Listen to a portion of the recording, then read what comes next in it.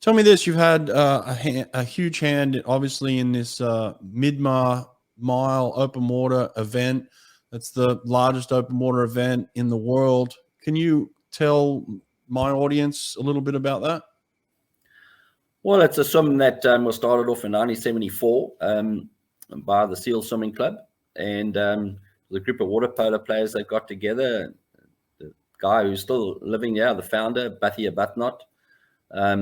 You know, the 50th anniversary next year, it's going to be a huge affair. But when I took over 32 years ago and started organizing this event, I had help from a lot of friends because I was involved in organizing of events at that stage with a company called Rave Event Marketing, and Ray Thorne, who now lives in Australia, was doing really well with events. And my input was, you know, I worked for him, and then I sort of was handed this event when the previous organizer, Clive Chapman, said, okay, it's got too big for him, and they wanted to put restrictions on the numbers. And I said, I think we just batch people and so on. And we built it, and it went from 2,500 swimmers, and we went up to 6,000. And then over the next few years, we broke the 10,000 mark.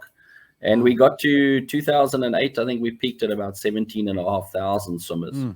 Jeez. And we've sort of leveled off at about 12,000 to 13,000 swimmers now. COVID affected us quite a lot. And we've always tried to use this mile concept we have here in South Africa. It's a straight mile across a dam, and it's a very nice facility. We bring a lot of United States swimmers across there. We've had Ashley Twitchell racing here a lot of times, and it's really, she's won it, I think, like 7 times. Kerry Ann Payne from Great Britain is one of the leading winners as well on that side. We haven't had top males coming across from the United States, so we're still waiting for that to happen. But we've just had, just last week, a meeting with Swim Oz. I don't know if you know much about their event, and they started off with the same concept. A couple of the people in amongst the businesses across there have done Midmar Mile, and they're sort of trying to, emulate the same thing there. So we're going to be working closely with Swim Oz as well to try and see if we can. I can't understand how South African swimmers registered are less than just the number of swimmers in Florida. You've got all those states. Why do we not have the world's greatest and highest numbers coming from the United States? And I believe that it could if we just change the way it is set up. And I think if they get it right, I'm waiting to see if we can get the world's largest open water swim actually coming out of America.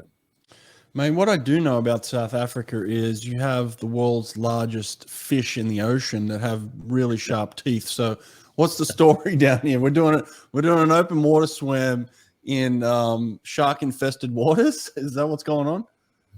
Yeah, we don't. We go more in dams here. Okay, there's a lot of dams that are really clean, and fortunately, this Midmar Dam that we have in Pietermaritzburg, is just such a nice venue. I think the venue has been one of the major reasons why it has grown to this extent. When I have a look at the events that are in the ocean, they don't draw as many numbers, and obviously that's one of the reasons is people get a bit nervous of the ocean swimming, but also it can get rough here in this country. It's not like the waters of Florida where you can swim out and relax out there. There's waves that are breaking and they can get quite big. We've had, when I was a triathlete in the 90s, we've had events that the swimmers actually couldn't go out there and do the swim. It was so rough in the sea. So, it's just very relative. If there's a good venue like Port Elizabeth where they have the Ironman's competitions, they had to cancel the swim just over a week ago. They had to cancel the swim because of the rough sea.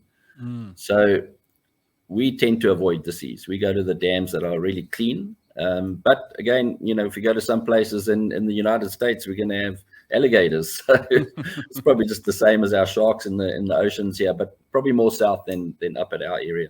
That's good to know. Now, you did mention 50th anniversary next year, so that sounds like something I could come down for, right? Yeah, it'll be good if you travel in. It's always the second Sunday weekend in February. Okay. And let us know. Bring a team of swimmers with you. We're looking for that top guy who can race. We had an Australian male winning, but we haven't had a USA male winning yet. So how far is the swim?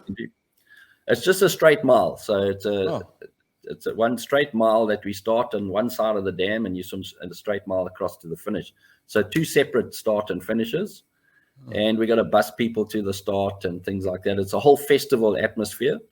We run over 4 days. So the first 2 days, we have people doing all 8 miles. They swim 8 miles. There's some people doing crazy things like swimming 16 miles, and they raise funds for charity. So the funds that we've raised for the various charities that are involved has been over 4 million rand, and next year we want to break 5 million rand. So we give a lot to charities with the swim as well. And then on the Saturday, we have like the fun team events. So we have a non-company section, family section, and company teams that can come through and swim. And then on Sunday, we have what we call the age group competitions. And that's where the sort of 13 and under girls, then we have age groups of 10 years, 31 to 40, 41 to 50. We go right to 81 and over. And then we have the grand finale, which is the 14 to 30, where our top competition swimmers go to. And we have hotspots at 400, 800, and 1200 meters where they swim for the money, as they're going across the line. So, so we add a lot of competition to it. So, it becomes quite a special event at the end. And we're hoping that we're going to get over 15,000 next year because it's the 50th anniversary. So let's just see how it goes.